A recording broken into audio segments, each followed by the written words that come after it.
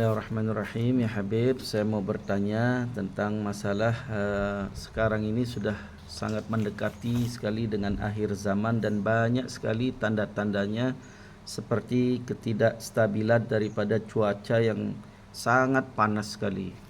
Banyak gunung meletus, banyak pembunuhan dan banyak sekali hal-hal yang sudah sangat mendekati daripada terjadinya kiamat di akhir zaman ini. Bagaimana kita menyikapi tentang keadaan seperti ini ya Habib? Bismillahirrahmanirrahim. Alhamdulillahirabbil alamin. Allahumma salli ala sayyidina Muhammad wa ala ali sayyidina Muhammad. Inilah dia ya. Kita teringat banyak pesanan-pesanan Rasulullah sallallahu alaihi wasallam dalam hadisnya. Lebih-lebih lagi di akhir-akhir zaman ini kita lihat sajalah orang-orang yang pergi ke Mekah, ya, ke Madinah, ratusan ribu kita lihat di sana. Tak seperti macam dululah 1980, 1990. Sekarang cuba lihat, makin bulan puasa ni makin penuh, beribu-ribu, 100,000 barangkali ada, ataupun lebih daripada itu. Inilah ya, masing-masing sekarang alhamdulillah telah merebut-rebut untuk membuat amal saleh, lebih-lebih lagi ya dalam bulan Ramadan yang mulia ini. Tetapi apalah yang Habib nak mengingatkan ya kepada orang-orang yang masih hidup, yang masih sedang membuat amal ibadah dalam bulan Ramadan ini. Janganlah kita selalu ikutkan kehendak nafsu kita dengan minuman dan makanan-makanan, terutama ketika berbuka puasa.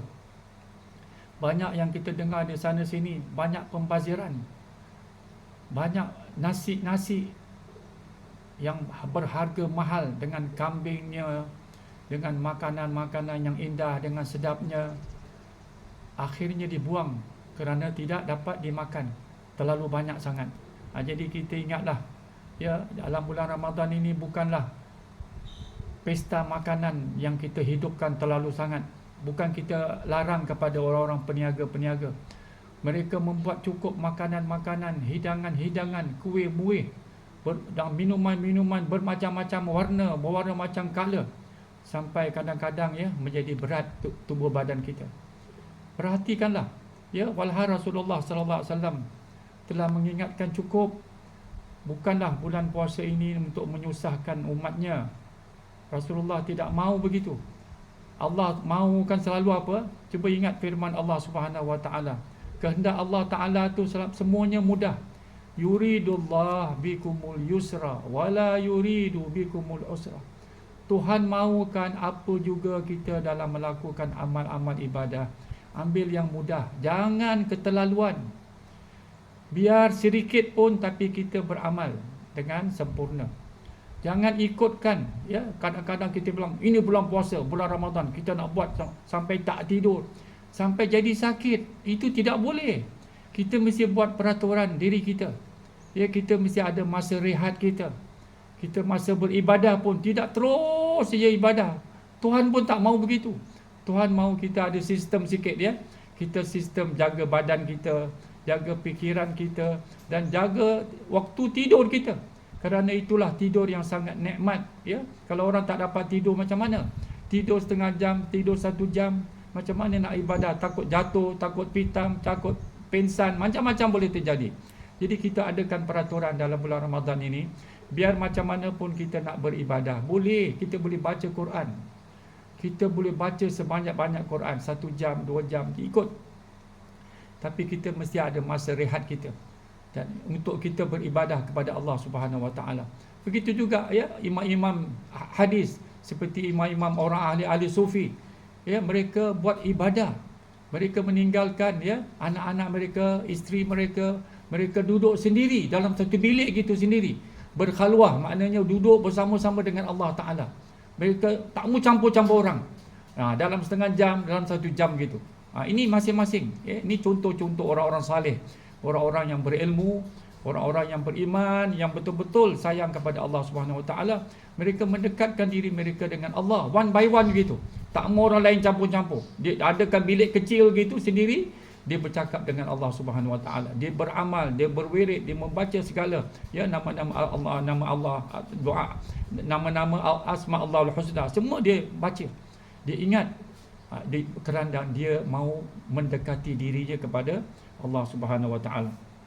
Jadi dalam dunia yang begini indah, ya, kita katakanlah dunia ini penuh dengan indah. Mana tak indah? Bermacam-macam kemudahan ada hari ini. Tapi ingatlah dunia ini ya kita jadikan apa? Sebagai apa ni, langkah yang sementara saja dunia ini. Kita jadikanlah ya akhirat ini sebagai tujuan akhir di setiap langkah yang kita lakukan selama hidup di alam dunia ini. Yakinlah dunia ini dia adalah sementara untuk mempersiapkan bekal sebanyak-banyaknya menuju perjalanan jauh di kampung akhirat nanti. Dan kita akan berpindah daripada satu alam dunia ini ke alam kubur. Apabila kita berada di alam kubur, cuba perhatikan, ya, kita berada di alam kubur, kita sendiri, tidak ada siapa yang nak ikut kepada kita, tidak ada orang yang nak ikut pada kita, kita sendiri dalam kubur. Kita perhatikan ya apa yang diingatkan oleh Rasulullah sallallahu alaihi wasallam, supaya kita ingatlah dunia ini luar biasalah keindahannya segala-galanya. Tapi kita ingat apabila kita lihat kematian orang bawa ke kubur ya, apa yang mereka bawa itu. Ingatlah daripada hadis an Anas bin Malik radhiyallahu anhu qala Rasulullah sallallahu alaihi wasallam yatba'ul mayyit thalatha ahluhu wa maluhu wa amaluhu fayarji'u ithnani wa yabqa wahid yarji'u ahluhu wa maluhu wa yabqa amaluhu. Ya, jadi yang mayat itu diikutinya 3, keluarganya, hartanya dan amalannya, dan balik 2. Fayarji'u ithnani, dan akan kembali 2, dan yang kekal apa? Hanya 1. Yarji'u ahluhu wa maluhu, yang mengantarnya tadi semua kaum keluarganya, kalau dia ada harta lah katakan ya, harta, pingat, kedudukan, apa pangkat pun, bawalah dekat atas kubur tu saja. Tapi dia akan masuk wa yabqa amaluhu, dan amalan dia saja yang masuk, yang lain tak boleh masuk, segala-galanya tak boleh masuk. Ya, kalau kita tidak ada amalan, kita tidak mau jadikan dia umur kita yang ada dalam dunia ini, amalan kita kalau sedikit, macam mana kita nak akan hidup selama dalam kubur? Bukan 1 jam, kita akan duduk selama-lamanya, dan kita akan berpindah. Sebab itu janganlah kita terlalu terlena dengan kemewahan hidup di dunia ini, sebab ini hanyalah sementara dan bukan sejatinya. Ingatlah selalu kita percaya kepada Allah Subhanahu Wa Taala di setiap kita langkah, agar hidup kita tenang, agar hidup kita tenteram dan aman, dan tidak tersesat dengan dunia yang begini indah. Yakinlah bahawa kehinaan manusia itu bukan sebab tak punya harta. Ingat, yang tidak punya ada amal soleh nanti di akhirat, itu yang menjadi hina nanti. Sebab itu kita ingatlah, banyak-banyaklah kita beramal dan beribadah.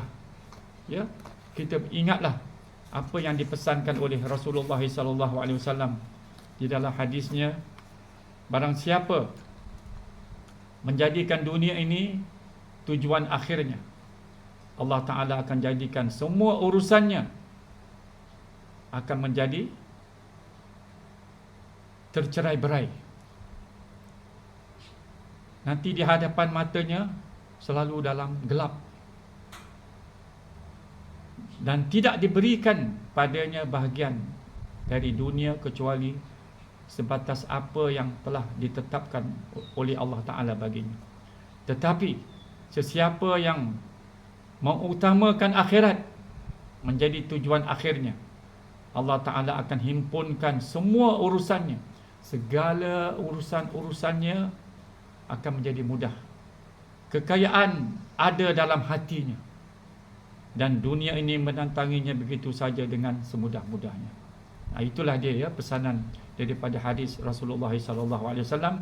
Ingatlah, kita bukan tak boleh ambil dunia, ambillah. Sekaya-kaya kita pun ambillah, tetapi janganlah kita lupa kepada orang-orang yang susah. Kalau kita ada harta, kita sedekah.